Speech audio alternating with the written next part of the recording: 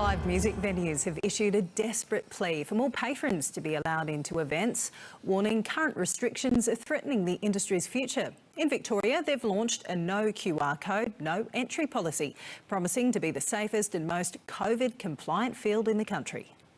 Kate Hamblin runs the Max Watts venue in Melbourne's CBD, a bar specialising in hosting live bands. If all that we have is... She ruefully describes the start of strict COVID-19 restrictions as the day the music died. We only do music. We don't have a pivot point.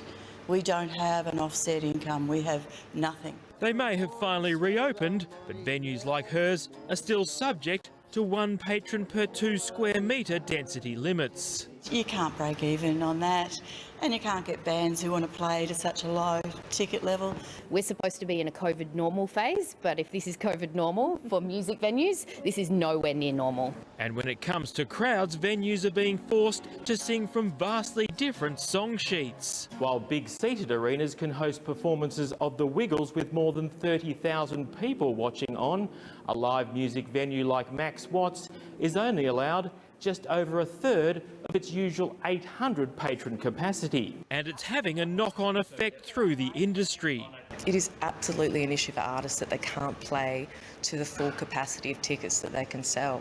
If you can't play to the number of tickets that you can sell, then you can't make the kind of money you need to sustain your career. To convince health authorities they're ready to bring back packed houses, venues have banded together to enforce a strict entry policy.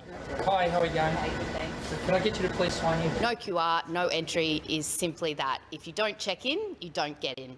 And that way, if there is an outbreak or if there is a level of concern, we know who was here, when they were here and how to get in touch. From the end of the month in Victoria, density limits will be lifted in spaces of up to 200 people.